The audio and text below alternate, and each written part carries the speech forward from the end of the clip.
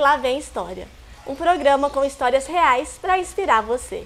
E o meu convidado de hoje é pai da Beatriz e da Clarice e responsável por trazer milhares de crianças a esse mundo. Seja muito bem-vindo, Dr. Nilo Paim. Fabiola, obrigado pelo convite. Estou muito feliz de estar aqui e conversar e falar um pouco da minha história. Muito obrigado, viu? Que bom, eu também fiquei muito feliz por você ter aceitado esse convite e nós queremos muito saber um pouco mais sobre a história de vida dele. Todo mundo já sabe que ele é um grande médico, né, que atende gestantes em diversas situações, né, não só pré-natal comum, mas também gestações em situação de risco. E hoje ele vai contar muitas histórias bem interessantes pra gente. Mas, Dr. Nilo, antes da gente começar indo para esse lado profissional, eu quero muito saber um pouco mais sobre você, sobre a sua infância. Quem foi o Dr. Nilo na infância? Bom, eu sou filho de pai e mãe, os dois médicos, né?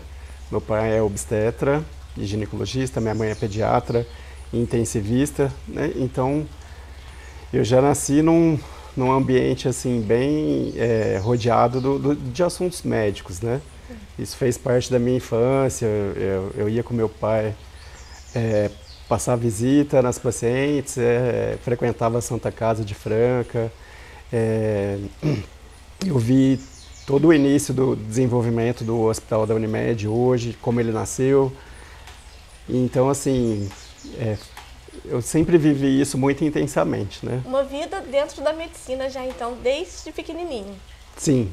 Que legal. Mas e como você era como criança? Você era uma criança mais arteira, uma criança estudiosa? Como é que era? Eu dei um pouco de trabalho. Ah, é? Dei um pouco de trabalho. Eu era mais arteirinho, assim. Ah, é?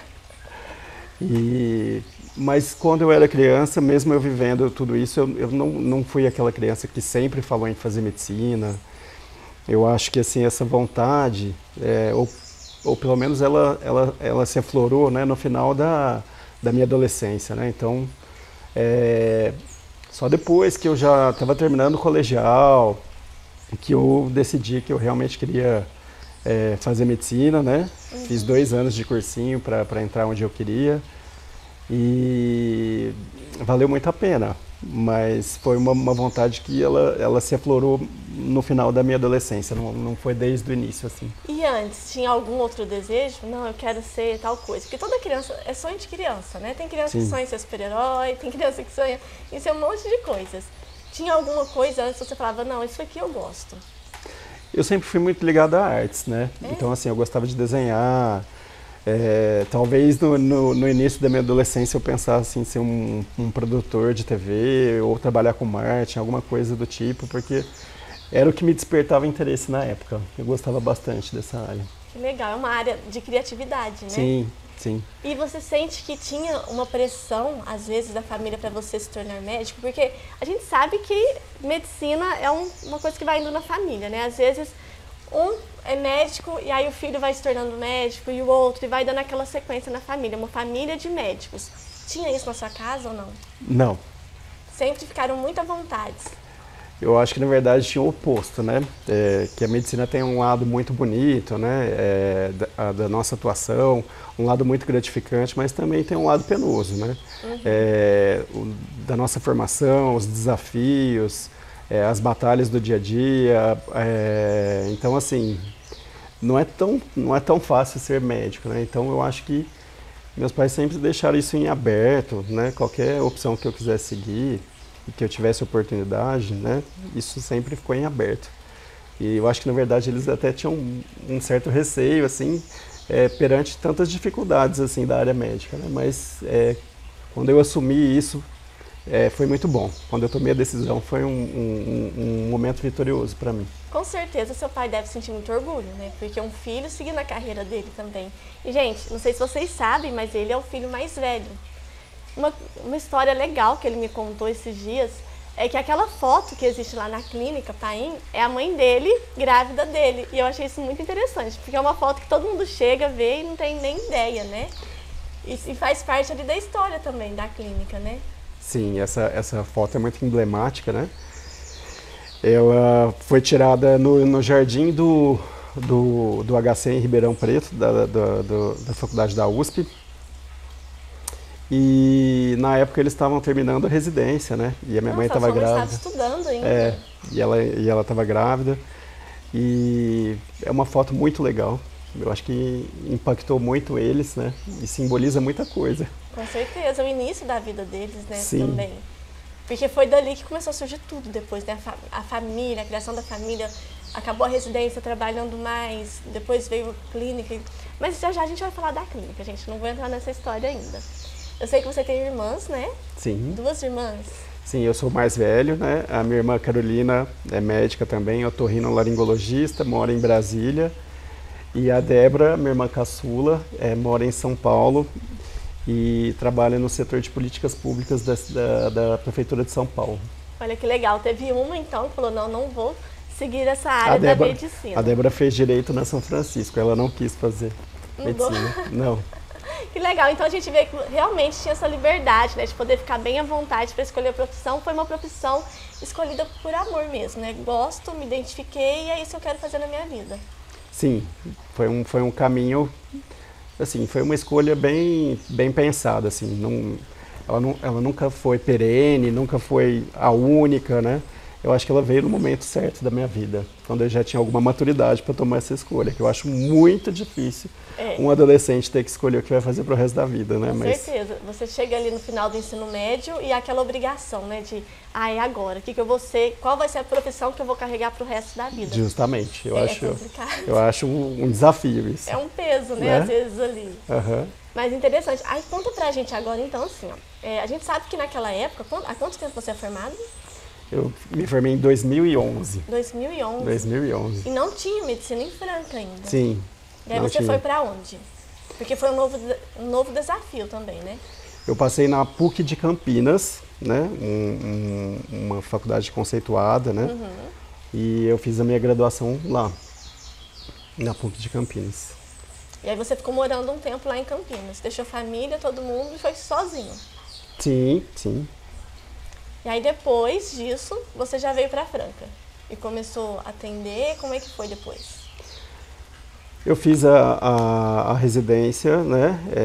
Comecei uma parte dela na PUC de Campinas e finalizei em Franca, na Santa Casa.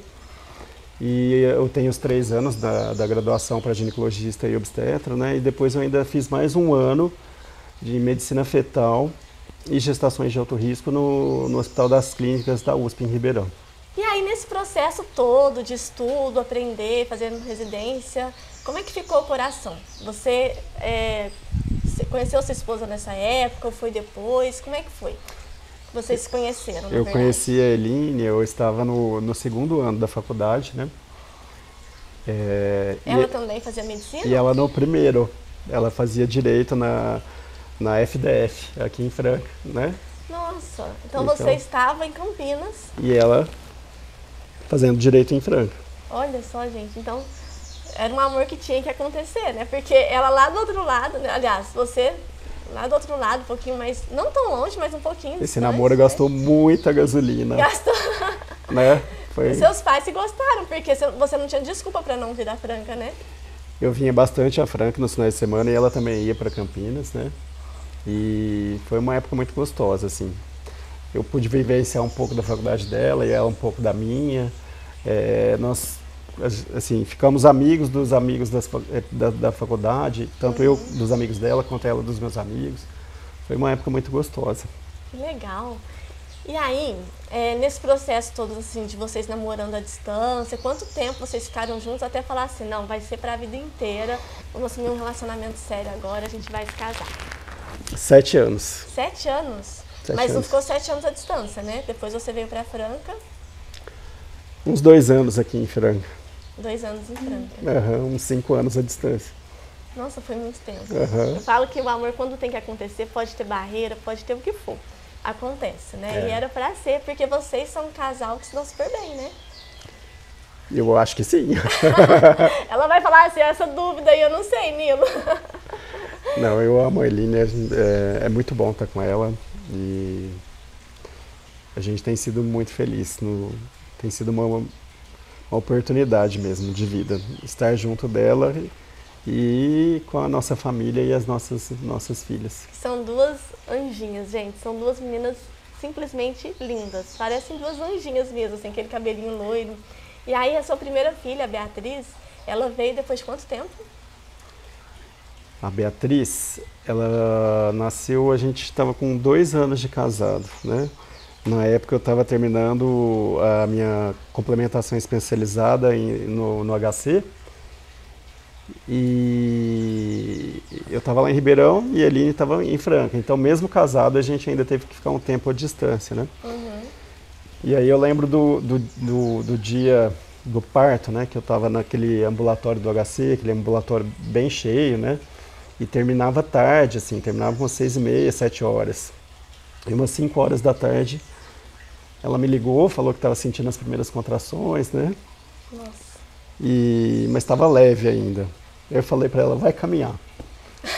Pega minha mãe, vai caminhar que dá tempo de eu chegar aí. Pega minha mãe, vai lá pra praça, vai fazer uma caminhadinha. Aí eu terminei por lá, né? Vim de carro. Ah, então deu tempo. Deu tempo, né? Eu cheguei, examinei, estava bem no começo ainda. E na época a gente tinha uma banheira na minha casa, uma banheira grande assim, bem legal, com hidromassagem e tal. Aí a gente encheu essa banheira e ficamos umas 2, 3 horas conversando. E a Eline não tem tanta sensibilidade assim à dor, então assim, ela ficava bem com as contrações, sabe? E depois de umas 3 horas nessa banheira, umas 3, 4 horas da madrugada, eu examinei, ela estava com 6 para 7 centímetros. E aí a gente partiu para o hospital. Nossa, foi bem leve, bem tranquilo, então. Foi. Vocês curtiram bastante. Quando você falou que estava em Ribeirão, pensei que você iria dizer que não deu tempo de vir pro parto. Não, e dá aí, tempo sim. Como é que fica o coração do pai médico nesse momento? Porque, nessa altura, você já tinha feito vários partos, né? E era a sua primeira filha nascendo. Como é que foi esse momento para você? É muito diferente. Eu acho que é muito diferente, né? A gente, como profissional, a gente tem uma postura e um sentimento diferente, né? Quando tá ali e é o seu filho, né? É um momento muito marcante, eu acho que na vida de todo mundo, né?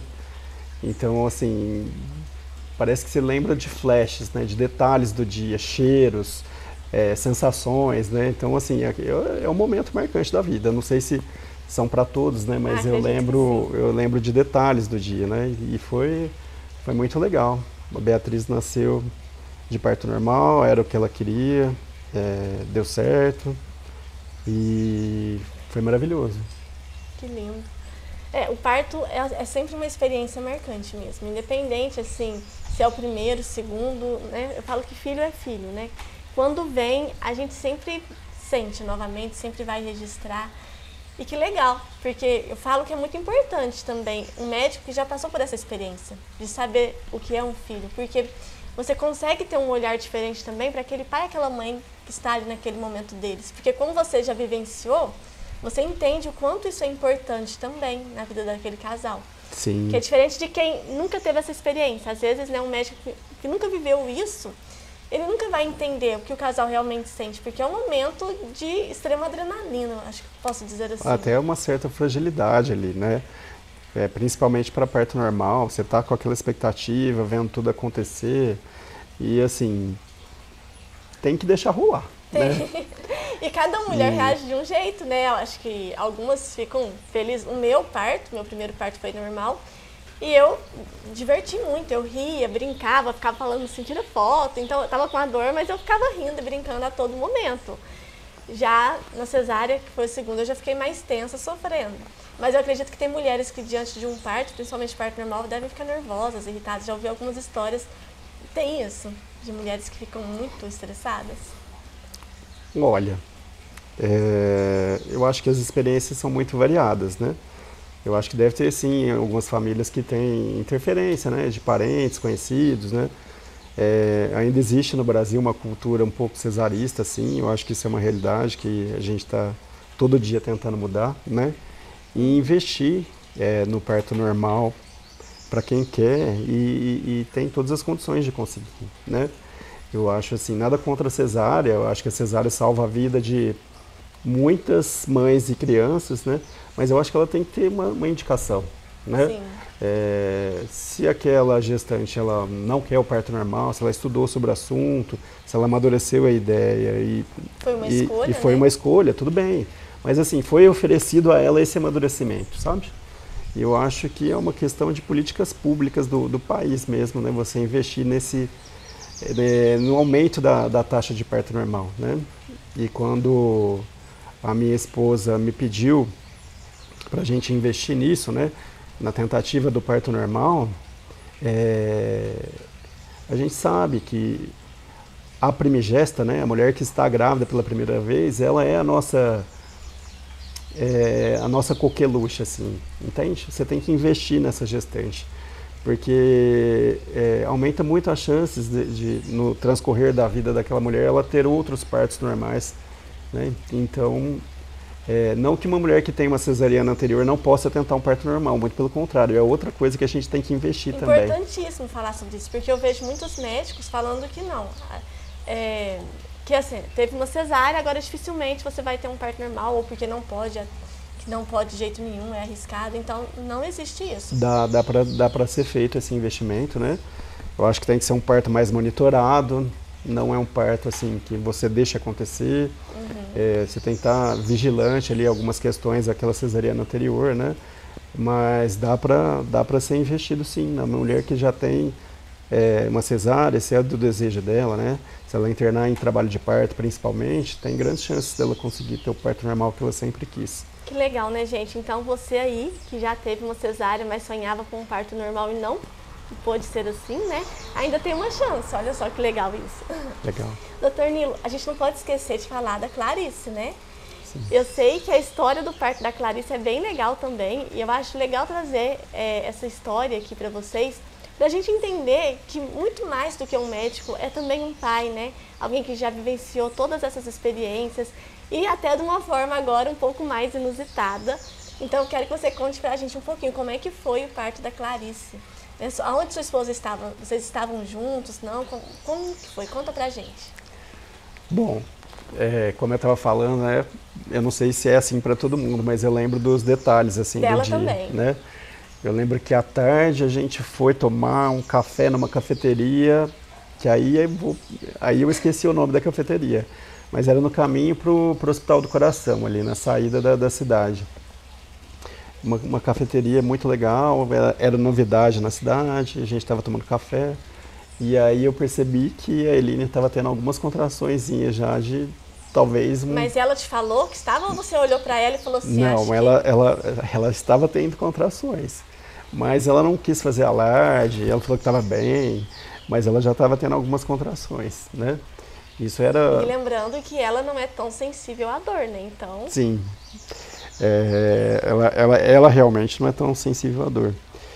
Aí a gente saiu dessa cafeteria, nós fomos para a casa dos meus pais e lá, novamente, tinha uma banheirinha. Que bom, hein, gente? A banheira sempre salvando esse casal, olha que bom. Sua esposa tem muita sorte com banheiras. É verdade.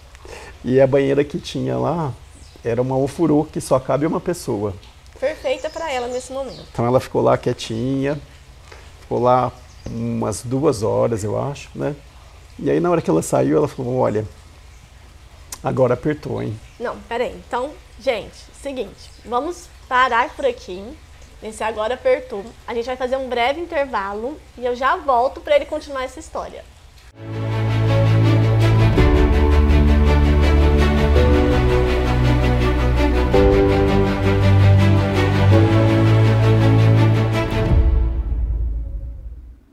Você já sentiu o desespero de investir tempo e recursos e não obter os resultados que precisa? Se você respondeu sim, saiba que não está sozinho. Muitos empreendedores enfrentam esse mesmo desafio todos os dias. A boa notícia é que eu posso te ajudar. Eu sou Vinícius Andreoli, consultor de tráfego pago. Se você deseja aprender estratégias mais eficazes para atrair o público certo para o seu negócio, entre em contato comigo hoje e agende a sua consultoria.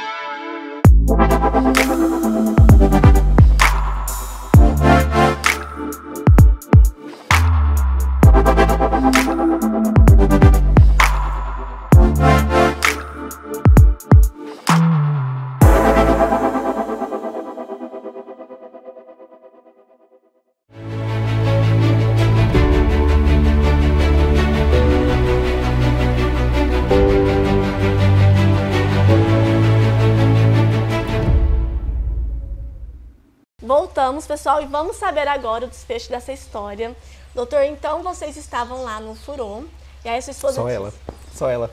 Isso, só ela. Uhum. Então tá, só cabia uma pessoa, né? Uhum. Então ela estava lá, toda relaxada, curtindo o furô, e de repente disse, agora apertou. Qual foi sua reação? O que você sentiu nesse momento? Eu quero te examinar. Gostaria de te examinar, por favor. Eu achei que ele ia falar assim, meu coração disparou, fiquei nervoso. Não, quero te examinar. E aí começou, então, você examinou ela ali mesmo, como é que foi? Eu deixei a Beatriz, a minha mais velha, né, com os meus pais. A Beatriz tinha quantos anos? 2. 2 anos. 2 aninhos. E aí nós fomos pro nosso apartamento, né, e eu examinei. Ela estava com 7 para 8 centímetros de dilatação. Gente, quase nasceu no furô. Pensa, se não fosse um médico ali na hora para examinar, às vezes ela ficaria mais um tempo ali. E ela estava tranquila ainda, assim? A Eline é super tranquila. Ela é super quase tranquila. Quase nada de dor? Ela é super tranquila. E... Tem mulheres que não têm tanta dor para parto normal, né? Eu já vi uma vez. Eu acho que a dor é uma questão muito particular, assim, sabe? Eu acho que tem diversas sensibilidades à dor, mas uma coisa que é um fator comum para todo mundo é que realmente eu acho que o ambiente ali, o estado psicológico da pessoa ajuda muito, né? Com certeza, psicológico. Um ambiente tenso, muita ansiedade acaba atrapalhando, né? Então, quando você está cercada de uma boa rede de apoio, quando você tem um parceiro que te apoia, quando a própria família acha a ideia do parto normal legal, entendeu? Eu acho que isso ajuda muito, né? Você pode até ter suporte de alguns profissionais extras, né? De repente uma doula, ou então o marido está muito envolvido, ou aquela gestante participou de um curso.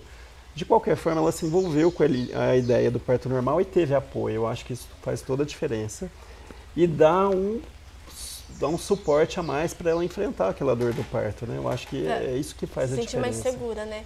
Eu acho muito importante isso que o doutor comentou agora, gente, porque eu já vi, em alguns casos, mulheres dizendo, né, que vão optar pelo parto normal e aí vem a família, todo mundo tá doida, não, isso não é legal, vai sentir muita dor.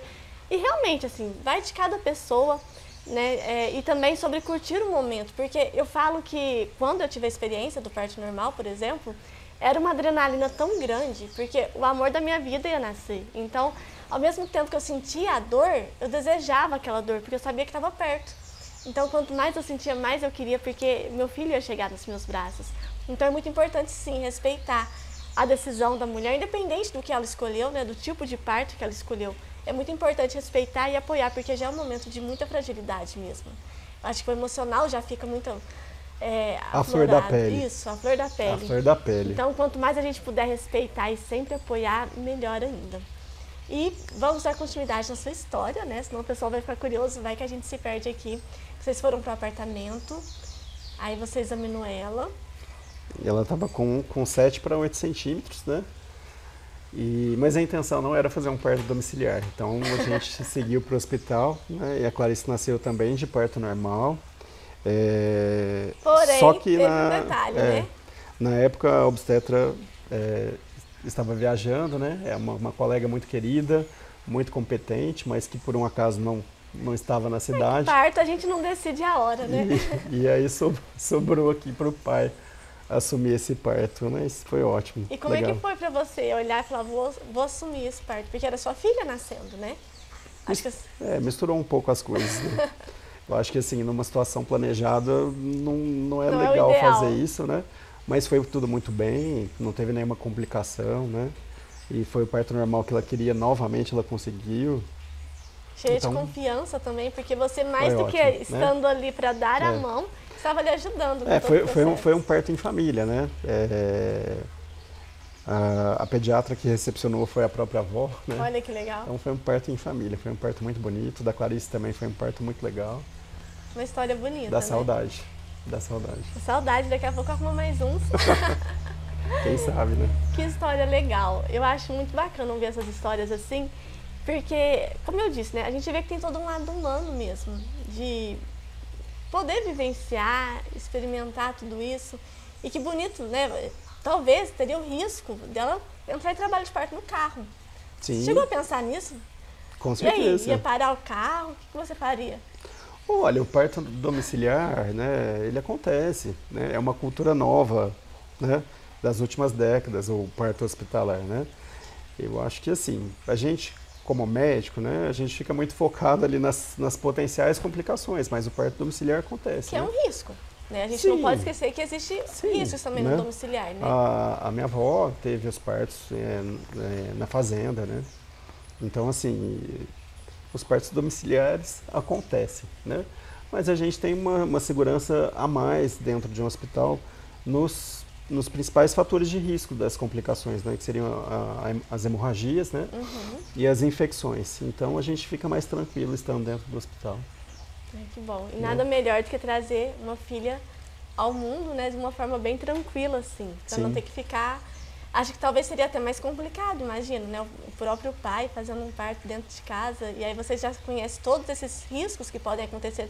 Não que a gente espere e deseja, mas sempre existe a possibilidade, não dá para saber como vai ser depois que sair, né?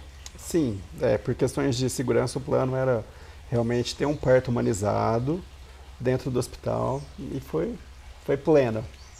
Que legal. Foi pleno. Doutor, e eu sei que você trabalha com várias gestantes, né? Então, assim, às vezes a gente pensa no Dr. Nilo só com gestantes de alto risco e não é. Na verdade, você atende todos os tipos de gestantes, né? Você faz acompanhamento de todo tipo de pré-natal. Olha, a questão da atuação em gestações de alto risco, né?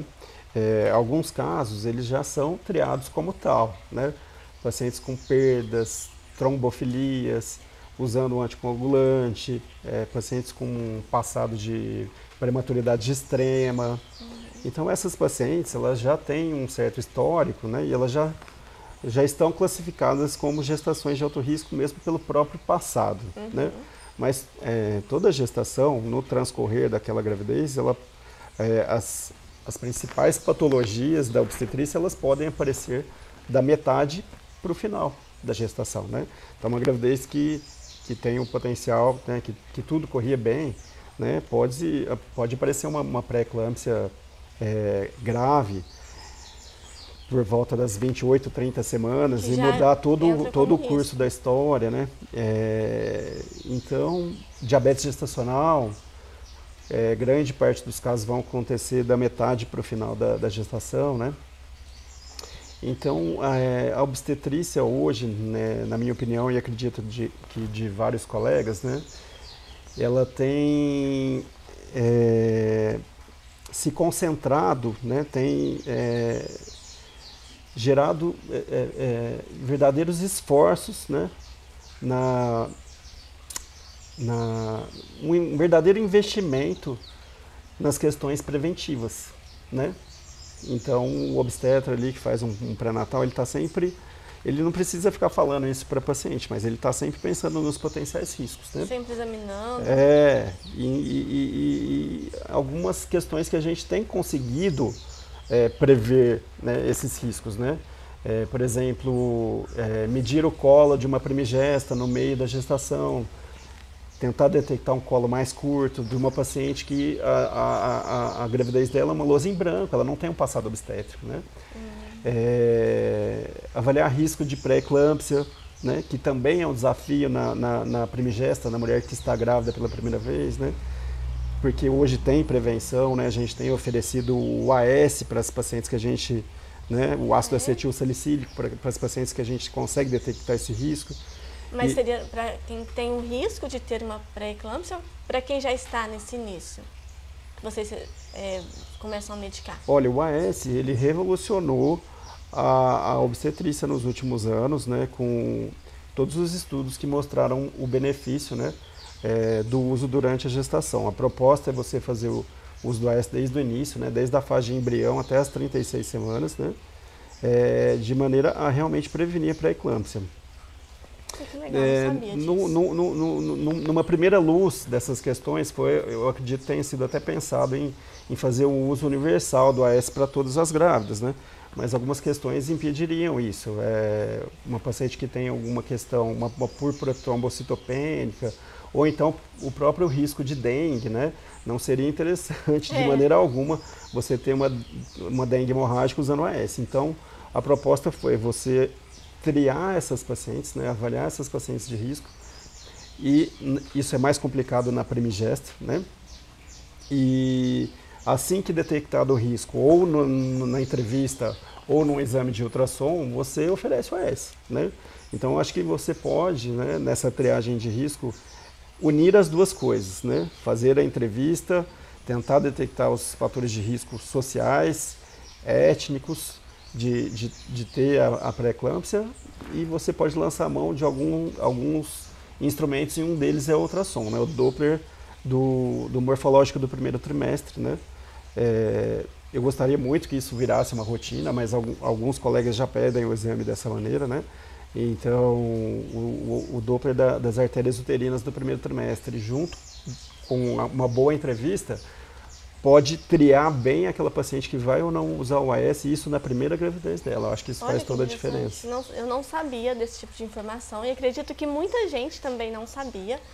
E esse exame, então, esse ultrassom, ele consegue detectar muito melhor. E tem outras coisas que ele consegue detectar também através desse tipo de exame?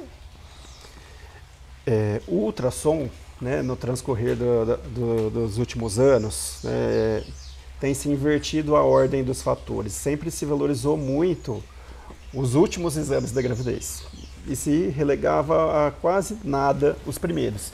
Isso tem mudado um pouco, né? Então, hoje a gente consegue fazer uma boa avaliação no primeiro trimestre do feto, né? Que seria um exame entre 12 e 14 semanas, né? Você já consegue fazer uma primeira avaliação da morfologia do fetinho. Esse exame ele ainda data bem a gravidez, né? Então ele pode fazer uma correção de data, né? De repente a paciente está pensando que pelo atraso está com 16 semanas, mas ela está com 12, né? Ah, importante. Então, e você consegue incutir nesse exame ainda alguns preditores de risco, né? Você consegue fazer com o Doppler das artérias uterinas essa avaliação de risco para pré-eclâmpsia. Você consegue fazer através da espessura da translucência nucal, que é uma estrutura na nuquinha do fetinho, ou a presença ou a ausência do osso nasal. Você também consegue fazer um refinamento do cálculo de risco para cromossomopatias. E a principal e a mais comentada é a síndrome de Down, né? Entendi. Então, na verdade, são várias coisas que consegue ter uma noção, uma visão predizer mais riscos, né? Você consegue predizer riscos, né? E você comentou recentemente comigo também que já existe algum tipo de tratamento que dá para fazer intrauterino também, não é? Após, não sei se foi da parte nasal, não temos em Franca ainda, se eu não me engano. A questão de detecção de malformações fetais, né, durante a rotina do pré-natal, num passado não muito longínquo, né?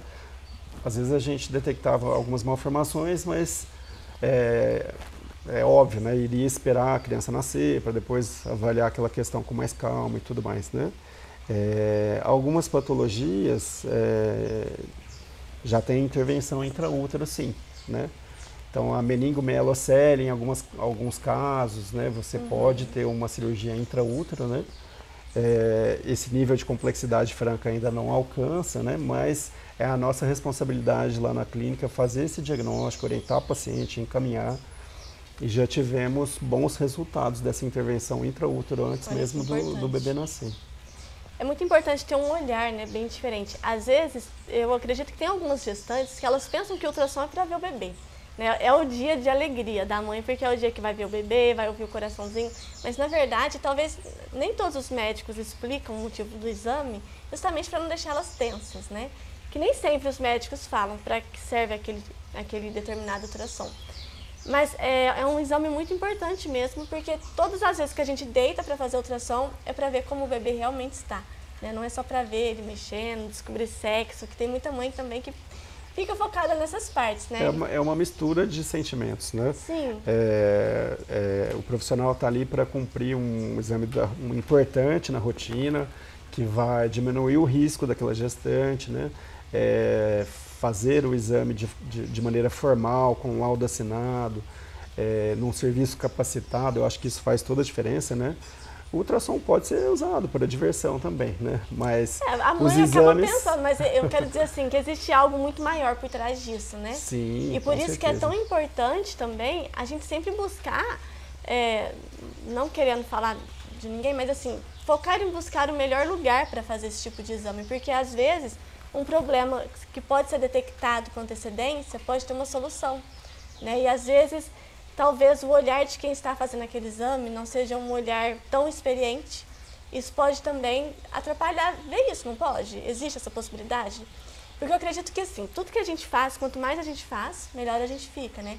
A experiência, ela vem com o estudo, mas também vem com o tempo, né? E a quantidade de vezes que a gente faz aquilo. Olha, o ultrassom dentro da obstetrícia é uma ferramenta mágica, né? A própria ultrassonografia, ela nasceu dentro da obstetrícia, né? Os primeiros aparelhos, os primeiros exames, eles eram voltados para ver o feto, né? O líquido amniótico ajuda muito na questão da geração das imagens, né? Então, as especialidades, elas são um pouco embrincadas, né? Fica até confuso você saber o que é obstetrícia e o que é ultrassonografia, porque é muito interligado, né? E eu adoro, eu acho que é uma ferramenta de ouro, né? Eu acho que ajuda muito o obstetra a conduzir os casos, né? E é muito legal isso, né? Eu acredito que fazer os exames de maneira formal e padronizados também aumenta essa segurança, né? Como a gente estava comentando de ver o ultrassom como uma brincadeira, pode ser também, né? A gestante pode procurar uma clínica e agendar um exame 3D, em que a função é ver o rostinho do bebê, que é um outro né? momento, né? É um outro momento, aquele exame é para ela, né? O médico mesmo não vai estar tão focado em, né, avaliar o peso do bebê, o líquido amniótico, o bem-estar fetal, né? É um exame mais diversão, né? É um exame mais lúdico, né? E temos aqueles exames técnicos também, né? E eu fico muito feliz em fazer ultrassom, porque realmente ele é um exame operador dependente, né? Então, assim, a qualidade depende da experiência de quem está fazendo o exame, né? É bom ter um aparelho legal, um aparelho atualizado, mas eu acho que nada substitui a expertise e a boa formação, né? Então, quando a gente faz alguma coisa com segurança, a gente tem o resultado, né? Isso me deixa muito feliz. E acho que todas as gestantes também que têm a oportunidade de ter alguém bem capacitado para fazer isso, falo por experiência própria, né? A gente sai tranquilo, né? A gente sai mais leve, tranquilo, porque sabe que está em boas mãos. Se você sai tranquilo, eu saio feliz. Que bom. Doutor, e me conta um pouquinho mais do seu trabalho também com as suas gestantes, né? Porque hoje você tem ali, junto ao escritório, a clínica também, a Clínica Paim. Tem algum diferencial isso ou não? Como funciona? As suas gestantes, quando são atendidas, você tem sempre uma sequência de ultrassom ou você faz sempre aqueles que são necessários mesmo? Não sei se tem uma quantidade mínima de ultrassom que pode ser feito, então gostaria que você também explicasse para a gente um pouco sobre isso. Olha, Fabiola, no meu dia a dia, né, durante a minha semana, grande parte da minha carga horária hoje ela é voltada para a ultrassonografia, né? Então eu realmente estou ali para fazer os exames, para avaliar aquela gestante que não é do meu pré-natal, né? Para assinar um relatório sobre aquele exame, e esse é o meu dia a dia. E uma vez por semana eu abri um espaço, né, para fazer o pré-natal, né? Eu sempre tive essa proposta também de ajudar, né, quem precisa, fazendo um enfoque aí nas gestações de alto risco, né? Eu não tenho só gestantes de alto risco, muito pelo contrário, eu gosto muito também de fazer o risco habitual, mas eu me sinto feliz de conseguir dar um suporte adequado nas gestantes que têm algumas peculiaridades que precisam de um esforço extra ali para todo mundo ficar mais tranquilo. Tem alguma história que você se recorda e pode contar pra gente de alguma gestante que você acompanhou e conseguiu ir até o final dessa gestação com ela? Alguma história que de alguma forma tenha te marcado, seja de alto risco ou não? Olha, a gente começa a ter muita história, né? É porque tá ficando velho. Ou não, né? Ou não, tá ficando experiente, né? Muitas pessoas também em volta. Teve uma paciente que me marcou muito. Tive várias, viu, pessoal? Não foi fiquem só com uma. ciúmes, viu, gente? É porque ele só pode contar sobre uma.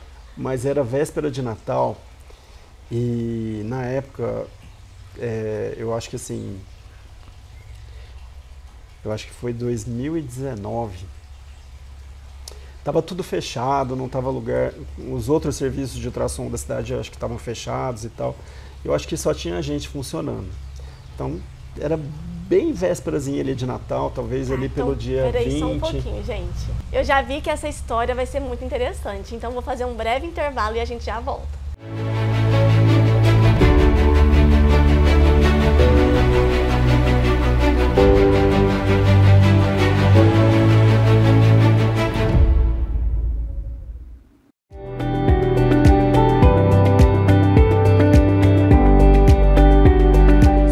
Paim Neto, médico ginecologista, e trabalho na Clínica Paim de ultrassonografia, uma clínica voltada para a saúde feminina, com exames obstétricos e ginecológicos. Clínica fundada pelo Dr. Carlos Romero Paim há mais de 30 anos e referência na cidade de Franca. São exames focados na saúde feminina, da parte obstétrica. Cumprimos rigorosamente a técnica para bons exames e para aumentar a segurança dessas pacientes no pré-natal. Na área da ginecologia também temos uma expertise muito interessante, né, e um laboratório de mama com oportunidade de biópsias todas as quartas-feiras, realizado pelo Dr. Carlos Romero Paim e Dr. Márcio Aber.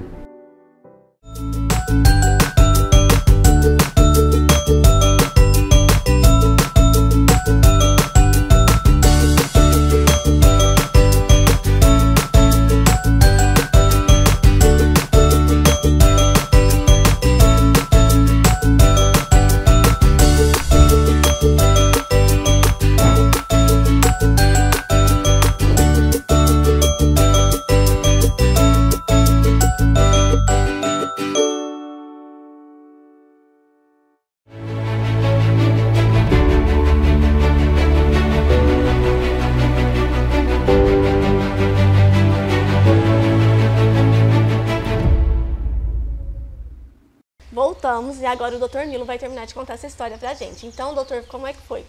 Não tinha clínicas de ultrassonografia abertas. Eu lembro que era só a gente ali. Véspera de vocês Natal. estavam abertos. A gente estava. E acho que era dia 20 de dezembro, uma coisa assim. E a minha secretária me perguntou se eu autorizava um encaixe para uma gestante de gêmeos, né? E aí era um exame de rotina. Eu falei, poxa, mas tá difícil, tá só a gente aberto, mas vamos lá, eu aceito o encaixe. E aí a paciente foi avaliada. E era uma gestante que a gente chama de monocoriônica, né? Uma placenta para os dois fetos. E estava tendo uma transfusão entre os fetinhos, né? Transfusão feto-fetal. Um dos bebês estava com o dobro do peso do outro, né? E tinha muito mais líquido amniótico na bolsa do bebê grandão, né? E o pequenininho estava ali encantuado, né? E com alguns parâmetros do exame, que era um exame de rotina, né? Aquele nenenzinho menor, ele estava num estado assim de pré-óbito. Estava em sofrimento. Não, ali mais alguns dias ele iria a óbito, né? E a paciente foi ali por causa de um encaixe. E eu achei, isso muito legal, assim, sabe? Então, o diagnóstico foi feito, né? Que é o nível de complexidade que Franca alcança. E aí a gente conseguiu encaminhar essa paciente. Ela foi para Campinas e conseguiu fazer a cirurgia intraútero, né? A separação... então ela não fez o parto ali nesse momento? Não. Ela criou uma divisãozinha ali entre a placenta, né? Porque essa placenta ela tem várias anastomoses, várias ligações, em que um bebê pode ter um aporte muito maior de sangue do que o outro, né? Então a intenção da cirurgia é você fazer uma divisão, né? Você artificializar a divisão dessa placenta, que é única. E você faz essa cirurgia abordando intraútero, né? Antes do nascimento. Um nível de complexidade muito alto. Essa paciente foi para Campinas, ela fez a cirurgia e o bebezinho menor não morreu. Olha só que lindo, gente, presente de Natal que essa mãe ganhou. Você também, né? Esse caso me marcou bastante, mas tem várias outras histórias, né? Eu achava que o final seria que precisou correr para o hospital para fazer o parto, mas não, conseguiu segurar essas 2 crianças mais um tempo ali. Sim, então. um procedimento de alta complexidade, né? Não foi feito em Franca, né? Mas a gente ficou muito feliz de ter feito o diagnóstico. Claro, se Foi você muito não bom. aceita esse encaixe, pensa o que poderia ter acontecido. Realmente Né? isso aí. Não dava para esperar até janeiro, porque se não estavam abertos Não. na semana de dezembro, provavelmente não estariam Não. também na próxima. É esse tipo de coisa que faz a gente parar para pensar, né? Mas vale a pena, né? É. Que linda essa história, muito linda. E eu imagino que deve ser muito gostoso também você acompanhar toda uma gestação, né? Fazer o pré-natal da gestante e aí de repente eu penso que receber a ligação dessa gestante, que você fez um acompanhamento desde o início para que você auxilie ela no nascimento, né? Para que você faça o parto, deve ser algo marcante também, né? Ou você não faz esse tipo de trabalho, você vai quando a gestante te chama ou não? Como funciona? O meu atendimento, né, o meu fluxo de trabalho hoje é muito grande dentro da Unimed, né? Eu atendo várias pacientes que usam o convênio Unimed e para essa paciente está preconizado o uso do plantão, né? Ela vai escolher o médico que ela vai fazer o pré-natal, né? Vai fazer um bom pré-natal, vai ter acesso aos exames de ultrassom, de laboratório e aí ela vai ganhar o bebê no plantão, né? E isso não vale só para mim, mas para todos os colegas, né? Eventualmente, se essa paciente tiver uma vontade que aquele médico esteja disponível para ela para fazer o parto, isso pode ser combinado, sim, né? Eu acho que tem muita gente que tem essa vontade de que o médico que fez o pré-natal, aquele médico que participou daquele processo e que a família conviveu com aquele médico, né? Às vezes, eles vão, além de se sentir mais seguros, eles vão se sentir felizes de que aquele médico esteja ali no momento do parto, né? Isso pode ser combinado, sim. Pode ser combinado, eu digo isso porque, assim, ter alguém de confiança, porque é quem acompanhou toda a história, né? Então, ter um médico que acompanhou, que conseguiu ver todo o desenrolar da história junto ali, acaba que gera mais confiança mesmo nesse momento. Pra gente também faz todo sentido, né? É muito legal você fazer esse parto no plantão, acho que você tá ali para isso, né? Eu tenho também boas histórias de partos que eu fiz no plantão, né? Mas é muito legal também você acompanhar aquela paciente do começo ao fim, né? Ver nascendo, né? Você fez ali o primeiro ultrassom, viu o embrião, viu crescer. Literalmente, e fez ver o crescer. parto. É muito legal. É todo um processo que é uma alegria, né, indescritível, também, quando você né? vê que a pessoa confia tanto em você a ponto de querer você ali ao lado dela nesse momento. Acho que realmente deve ser algo muito gostoso, né? Ah, isso pra gente não tem preço, né? Isso pra gente é tudo de bom. Que legal. Doutor, a gente falou bastante sobre ultrassom, né? Eu tenho certeza que você teria várias histórias para contar pra gente sobre parto, sobre tudo, né? Eu sei que você é uma pessoa que tem muitas histórias, eu gostaria muito de ouvir todas elas, mas infelizmente a gente não tem tempo. Mas eu quero ainda te perguntar sobre algo. Eu sei que vocês fazem ultrassom para parte de gestante, né? Ultrassom gestacional, mas e outras áreas? Como é que funciona lá na Clínica Paim? A Clínica Paim é uma clínica de ultrassonografia voltada para a saúde da mulher, né? Então, a gente tem uma abordagem tanto com relação à obstetrícia, né? A gestante, né? E também a ginecologia, né? Então, a gente faz o exame transvaginal, né? O Dr. Carlos Paim, meu pai, junto com o Dr. Márcio Aber, né? Eles têm um ambulatório específico de mama, né? Então eles fazem bastante exames de mama e funcionam também, né? Eu acho que isso também muda toda a história, né? Você está ali, viu uma imagem suspeita, vamos biopsiar? Vamos biopsiar. Está na mão, já faz ali na hora mesmo. Resultado muito rápido ali do patologista, né? Pode ser uma citologia com uma punção de agulha fina ou uma core biopsy, né? Com agulha grossa, né? Mas na questão do câncer de mama, que é um câncer importante dentro da nossa especialidade no país, né? O diagnóstico precoce faz toda a diferença, né? Então, o ultrassom ele é complementar, né? Ele não substitui a mamografia. A mamografia é uma rotina necessária pós 40 anos, né? Ela tem que ser feita frequentemente. É um exame de triagem, né? E o ultrassom é um exame complementar, né? Ele pode já ser focado para uma nodulação palpável e tudo, mas a questão de você identificar ali a lesão suspeita e ter um diagnóstico precoce Salva uma vida, né? Também salva muitas vidas. Olha que legal, né?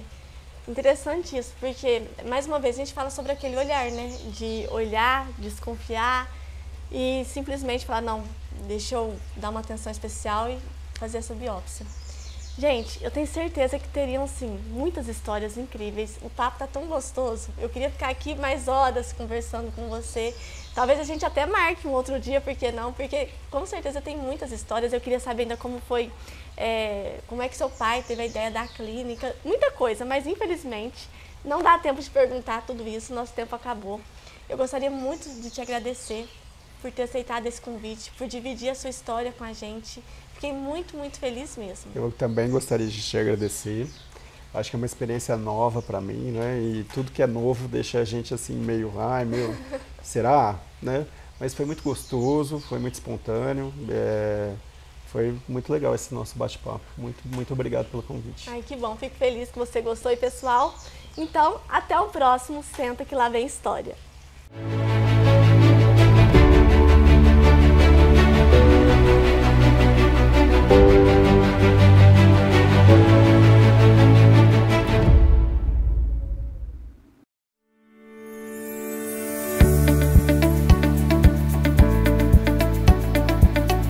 Muita gente perde dinheiro por não conhecer os seus direitos. É por isso que hoje eu estou aqui no escritório Marcos da Rocha Oliveira Advogados para pegar algumas dicas.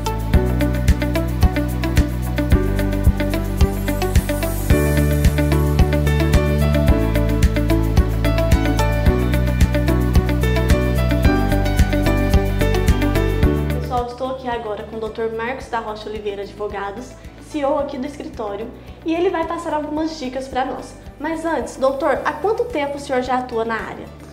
Fabiola, nós estamos atuando na área há cerca de 20 anos. 20 anos. Bom, e quais as áreas que vocês atendem aqui no escritório? Bom, nós atuamos principalmente no direito previdenciário, temos também uma ala do direito trabalhista que atende os trabalhadores com demanda e a parte civil, que são as indenizações, também inventários, os campeões, entre outros. Interessante. Bom, eu prometi pro pessoal que a gente daria alguma dica bem importante para eles hoje. Então, baseado em todas essas áreas que o senhor atende, qual a dica principal que o senhor pode dar para quem está assistindo a gente? A dica que eu passo para você é o seguinte, no direito é muito importante que você não siga algumas orientações de amigos ou de redes sociais. É muito importante que você tenha um advogado especialista na área que você tem dúvida. E dessa maneira você poderá fazer muito melhor a defesa do teu direito. Ótima dica, viu, doutor? Bom, pessoal, é isso. Sigam ele nas redes sociais, porque o Dr. Marcos sempre traz conteúdos incríveis para informar vocês.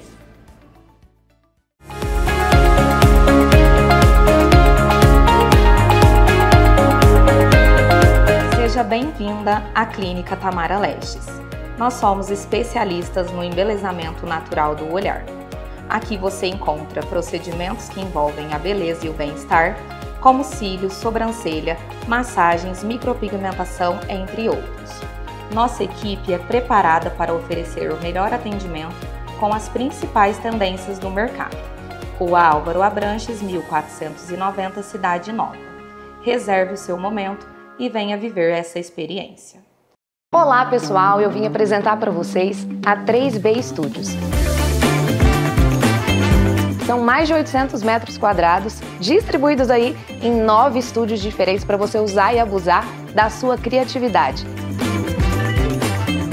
E quer saber qual é a melhor parte? Você que é profissional pode alugar esse espaço e usar como quiser. Então, agende seu horário hoje mesmo e leve suas produções para outro nível.